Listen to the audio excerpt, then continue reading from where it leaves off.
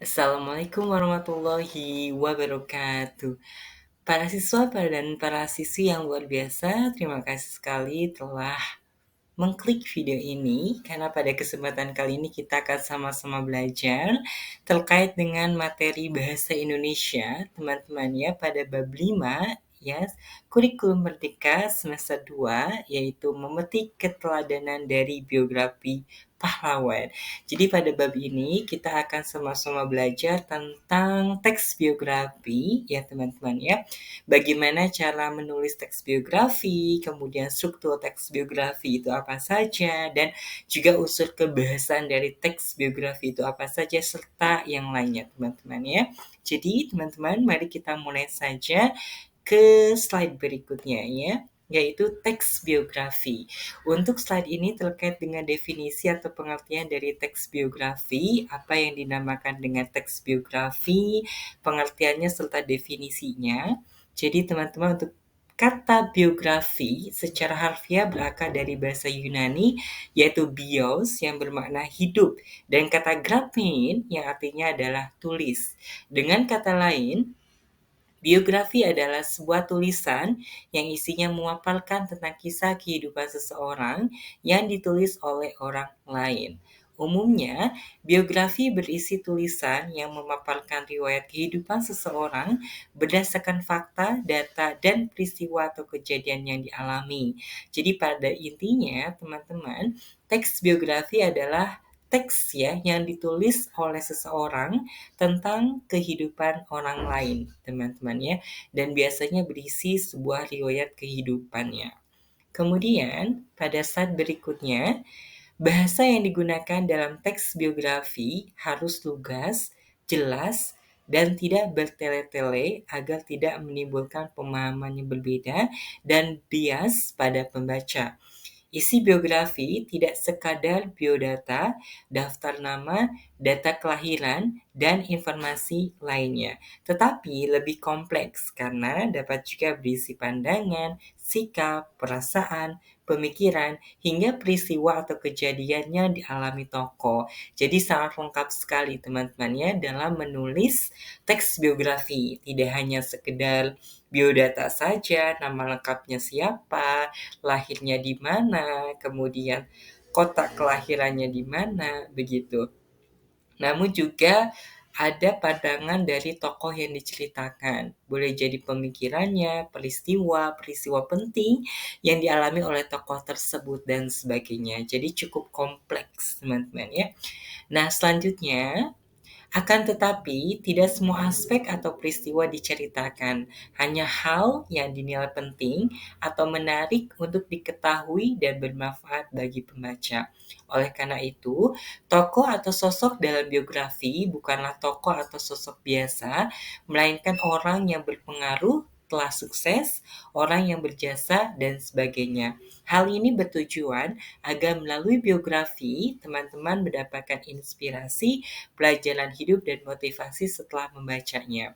Jadi tentu saja setiap tokoh atau termasuk diri kita sendiri ya teman-teman itu memiliki atau mengalami berbagai kejadian. Namun hanya kejadian-kejadian yang penting saja dan dianggap sebagai sebuah kejadian atau peristiwa yang bermanfaat saja bagi pembaca ya yang diceritakan begitu tentang tokoh tersebut ya. Nah, selanjutnya teman-teman, ini adalah contoh dari teks biografi, begitu ya teman-teman ya. Ini terkait dengan tokoh pahlawan Kapitan Patimura ya, ada profil singkatnya dan juga riwayat perjuangannya, teman-teman. Baik, selanjutnya adalah kita akan sama-sama mempelajari tentang ide pokok. Apa yang dimaksud dengan ide pokok, teman-teman? Jadi ide pokok itu merupakan sebuah topik yang menjadi pokok atau inti pengembangan suatu paragraf. Oleh karena itu, bentuk kalimatnya bersifat umum.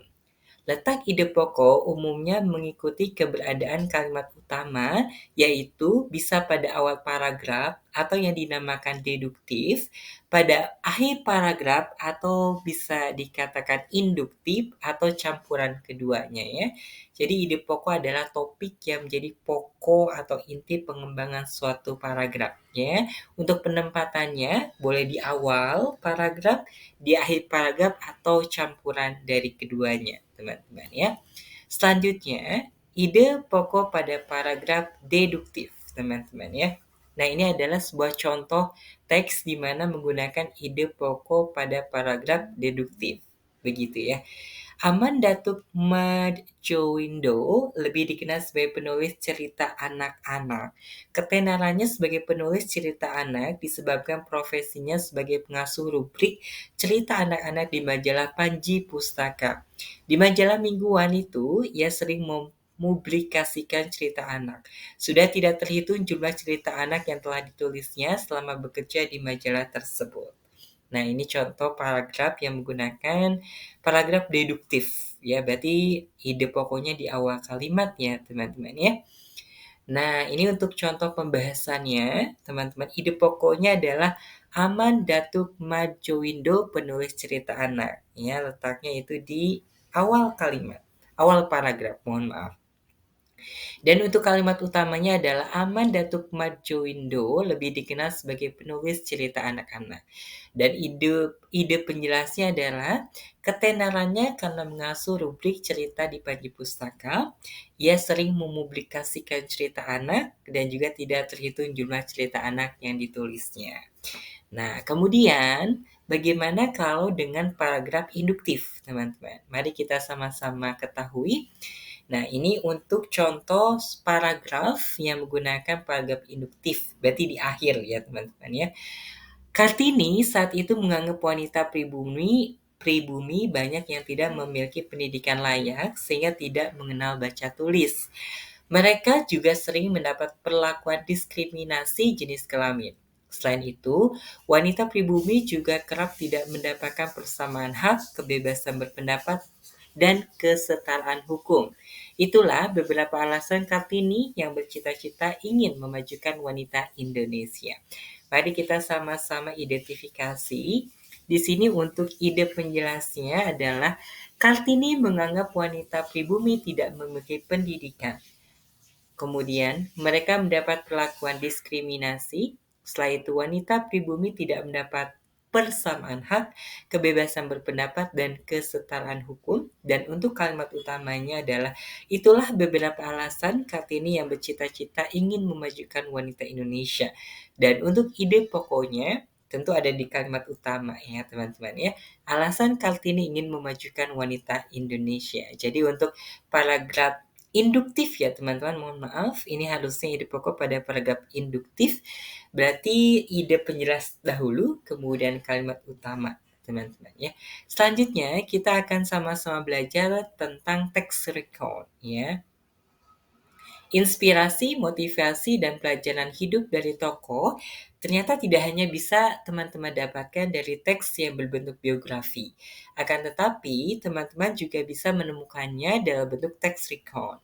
Teks recount merupakan jenis teks yang menceritakan kembali suatu kronologi peristiwa tertentu berdasarkan pengalaman yang dialami di masa lalu dengan tujuan untuk memberi informasi atau menghibur pembaca ya. Jadi pada intinya teks recount adalah jenis teks yang menceritakan kembali suatu kejadian atau peristiwa itu berdasarkan pengalaman yang dialami di masa lalu atau telah terjadi di masa lalu. Tujuannya adalah untuk memberi informasi atau hanya menghibur pembaca, teman-teman ya. Selanjutnya, teman-teman, teks biografi dan teks recount itu berisi atau sama-sama berisi kisah kehidupan atau pengalaman seseorang yang berbentuk cerita dengan penyajian secara kronologis sesuai urutan waktu, teman-teman ya. Nah, selanjutnya kita akan belajar struktur teks biografi dan juga teks recount.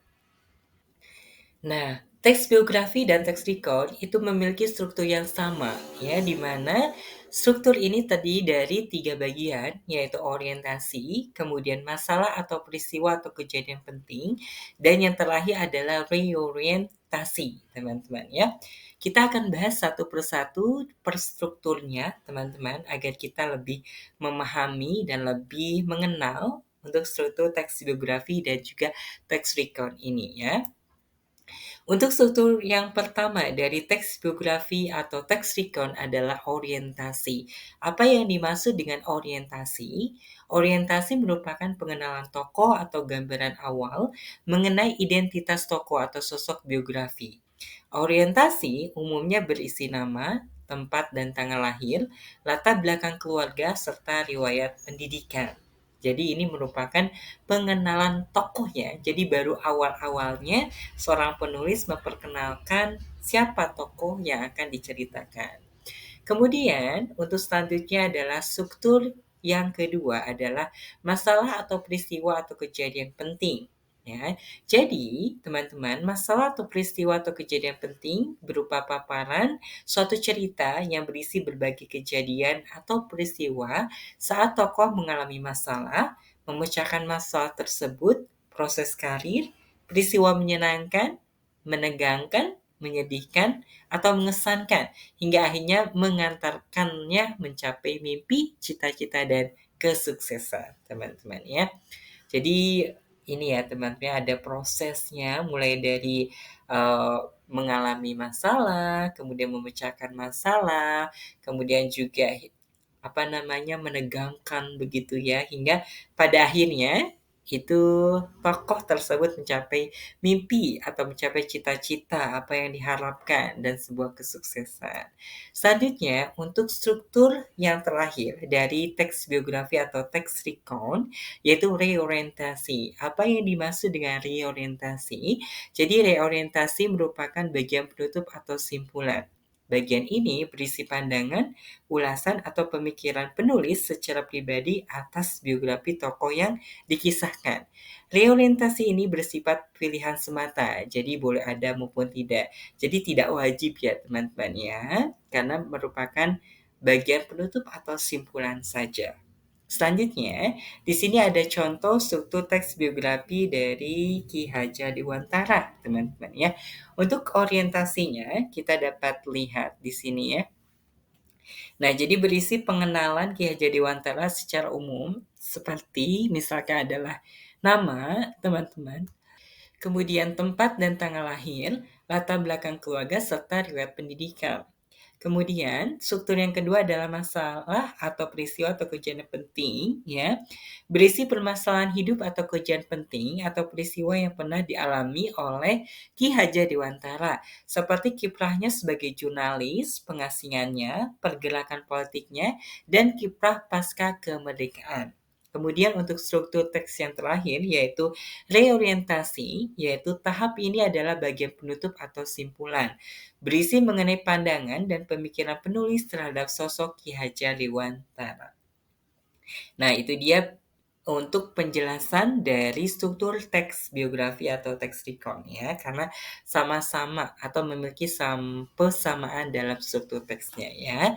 Selanjutnya, kita akan sama-sama belajar terkait dengan kata serapan. Apa yang dimaksud dengan kata serapan, teman-teman? Jadi kata serapan merupakan kata yang berasal dari bahasa lain dan telah diadopsi ke dalam bahasa lain.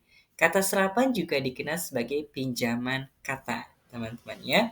Nah, ini adalah contoh kata serapan dalam teks biografi Ki Hajar Dewantara yang teman-teman dapat membacanya ya. Nah, ada komunikatif, itu berasal dari kata communicative dari bahasa Inggrisnya. Nah, kemudian juga ada patriotic, itu dari bahasa Inggris juga, ada patriotic. Kemudian juga ada kata stabilitas, itu juga dari bahasa Inggris ya, stability. Kemudian juga ada sosialisasi, dari bahasa Inggris juga socialization. Dan ada juga organisasi. Organisasi ini juga merupakan kata serapan dari bahasa Inggris, yaitu organization. Nah, selanjutnya kita akan belajar untuk unsur kebahasaan teks biografi. Kita mengetahui bahwa setiap jenis teks itu memiliki unsur kebahasaannya masing-masing, termasuk unsur kebahasaan bagi teks biografi. Jadi di sini ada beberapa unsur kebahasaan teks biografi. Kita akan sama-sama bahas satu persatu. Untuk yang pertama adalah promina atau kata ganti. Apa yang dimaksud dengan promina atau kata ganti? Mari kita sama-sama simak untuk penjelasannya. Kata ganti dipakai untuk mengacu pada kata benda atau nominal lain. Kata ini sering digunakan untuk menggantikan nomina yang sudah diketahui agar tidak disebutkan berulang-ulang. Jadi tujuan dari menggunakan promina atau kata ganti agar lebih efektif ya teman-teman ya, dan untuk menghindari adanya pengulangan kata. Ya, kata ganti biasanya terletak pada subjek atau objek. Terdapat berbagai jenis kata ganti, tetapi dalam teks biografi yang sering digunakan adalah kata ganti orang atau pronomina persona, ya seperti misalkan saya, kamu, dia, mereka, ya teman-teman ya. Oke, kita lanjutkan. Di sini merupakan contohnya ya. Ada kata ganti orang pertama untuk bentuk tunggal saya atau aku, jamaknya adalah kami, kita. Kemudian untuk jenis yang kedua adalah kata ganti orang kedua. Untuk tunggalnya adalah kamu, Anda, engkau. Untuk jamaknya adalah kalian. Dan untuk kata ganti orang ketiga, bentuk tunggalnya adalah dia, ia, beliau. Ya. Nah, selanjutnya kita akan melanjutkan unsur kebahasaan di teks biografi yang lain, yaitu kata kerja material. Nah, kata yang menunjukkan aktivitas yang sedang dilakukan subjek atau menunjukkan adanya tindakan fisik atau mental. Sebagai contoh, kata membentuk dan bekerja terdapat dalam kalimat berikut merupakan kata kerja material. Nah, Ki Hajar Dewantara membentuk. Nah, membentuk ini merupakan kata kerja material, teman-teman ya. Membentuk komite Bumi Putra. Kemudian, untuk contoh yang kedua adalah ia bekerja sebagai wartawan di beberapa surat kabar. Nah, bekerja ini juga termasuknya kata kerja material, teman-teman ya. Oke, kita lanjutkan ke unsur kebahasaan teks biografi yang selanjutnya, yaitu kata sifat atau adjektiva. Nah, teman-teman, kata sifat umumnya berupa kata yang menjelaskan atau membuat kata benda atau kata ganti orang lebih spesifik.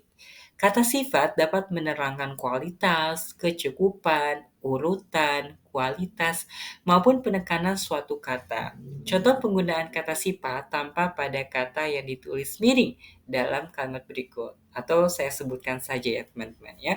Kebetulan tidak ditulis miring. Untuk contoh yang pertama adalah Ki Hajar Dewantara dikenal sebagai penulis andal. Nah, andal di sini itu merupakan kata sifat atau adjektiva. Kemudian, contoh yang kedua adalah tulisan-tulisannya sangat komunikatif, tajam, dan patriotik.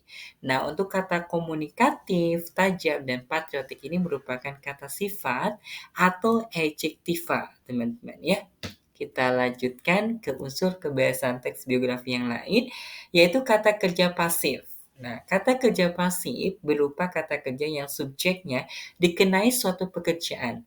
Umumnya, kata kerja yang memiliki imbuhan di. Jadi, imbuhan di atau imbuhan ter. Contoh penggunaan kata kerja pasif tampak pada kata dibesarkan dan dipercaya pada contoh kalimat berikut ini ya.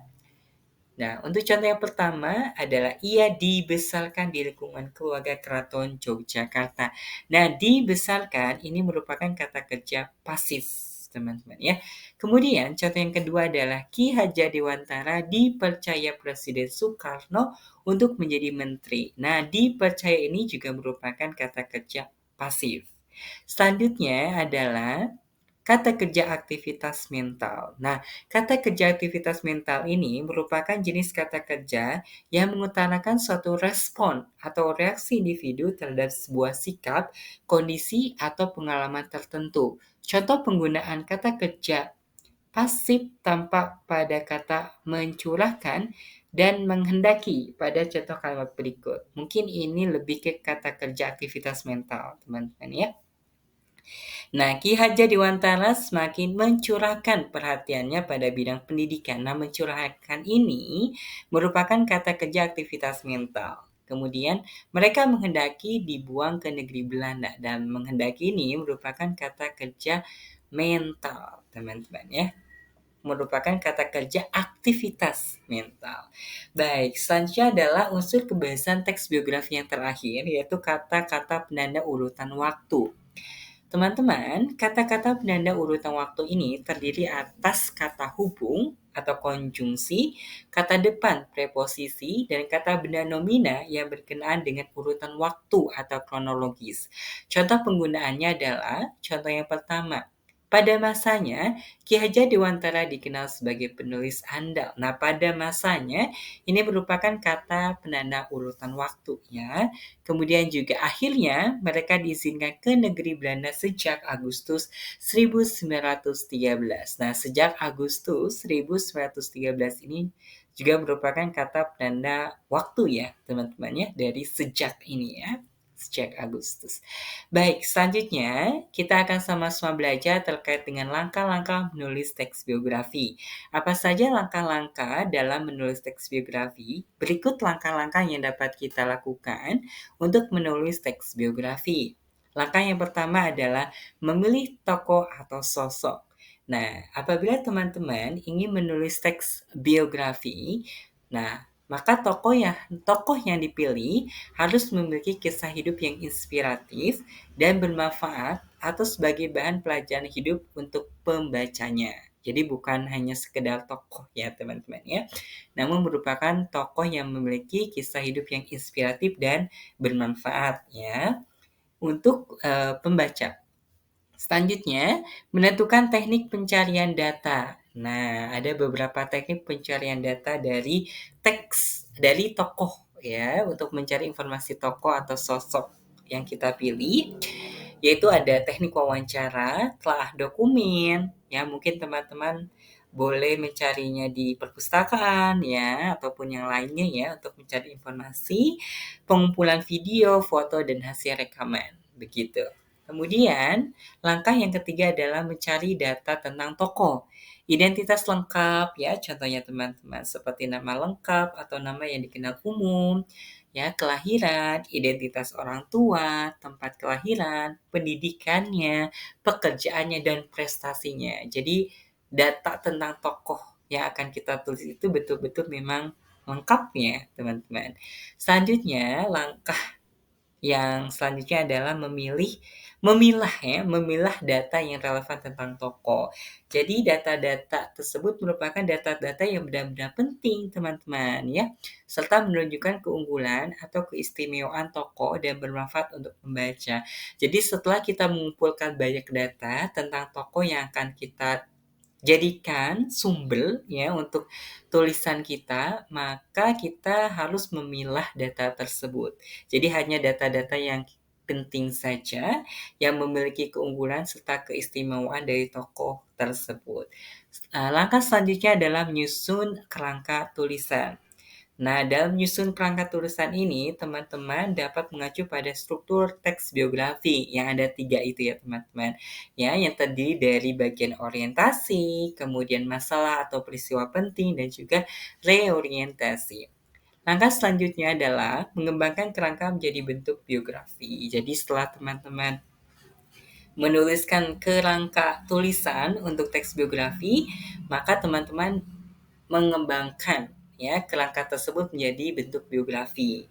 Nah, setelah teman-teman membuat atau menulis misalkan sudah selesai, maka teman-teman dapat mengecek kembali ya, merevisi kembali hasil tulisan yang utuh. Begitu. Nah, teman-teman dapat melihat dari diksi atau pilihan kata, penulisan tanda baca, penulisan kata serapan, struktur kalimatnya apakah sudah betul atau masih ada yang kurang, paragrafnya sudah betul atau ada yang salah, dan sebagainya. Jadi betul-betul dicek kembali apakah tulisan yang kita tulis tentang tokoh tersebut sudah benar atau masih memerlukan perbaikan. Ya. Nah, setelah kita selesai menulis sebuah teks biografi, maka selanjutnya adalah kita mempresentasikan teks biografi. Apa saja yang dapat kita lakukan dalam mempresentasikan teks biografi, tentu saja yang pertama adalah kuasai dan pahami materi dengan baik. Jadi kita harus menguasai dan memahami materi dengan baik ya teman-teman ya. Kemudian juga membuat media pendukung presentasi yang menarik, mungkin berupa PowerPoint, PPT ya teman-teman ya, ataupun media lainnya. Kemudian mengenali tempat presentasi, alat pendukung, dan audiensi. Ini cukup penting atau bahkan sangat penting sekali ya. Ketika kita ingin mempresentasikan sesuatu, maka sebaiknya kita mengenal atau berkenan terlebih dahulu ya dengan tempatnya, dengan audiensinya, dengan alat yang kita gunakan, ya alat peraga yang kita gunakan. Jadi tidak kagok begitu ya, tidak merasa ragu-ragu begitu ya saat mempresentasikannya. Kemudian lakukan simulasi presentasi, tentu ini sangat penting. Jadi sebelum ke waktu ya betul-betul kita mempresentasikan teks biografi di depan banyak orang, sebaiknya kita simulasi presentasi terlebih dahulu ya. Boleh mungkin di depan cermin atau di depan teman-teman atau keluarga atau kerabat kita ya sebagai bentuk latihan. Selanjutnya adalah perhatikan kotak mata. Jadi kita juga saat presentasi harus memperhatikan kotak mata ya, penggunaan kotak mata kita ya. Begitu agar kita dapat menjangkau semua audiensi ya, jangan sampai hanya satu sudut saja begitu ya yang kita perhatikan. Kemudian perhatikan gerak tubuh dan ekspresi, jadi gestur juga sangat penting ya. Kemudian pengaturan suara, ya apakah harus tinggi begitu ya, apakah harus pelan begitu ya. Jadi harus memperhatikan suara kita, apakah memang suara kita cukup terdengar dengan semua audiensi, apakah malah terlalu keras begitu. Jadi memang harus diatur. Kemudian perhatikan pakaian yang digunakan. Nah, ini merupakan aspek yang terakhir ya. Jadi pakaian kita sebaiknya juga harus mendukungnya, sopan mungkin ya dan sebagainya. Baik teman-teman, mungkin itu saja untuk materi pada bab 5 terkait dengan teks biografi ya. Terima kasih sekali teman-teman telah menonton video ini. Semoga ada manfaatnya dan kita berjumpa lagi di bab selanjutnya teman-teman. Dan kita tutup saja pertemuan kita pada kesempatan kali ini dengan mengucapkan salam ya. Wassalamualaikum warahmatullahi wabarakatuh. Sampai jumpa kembali teman-teman dan sehat selalu.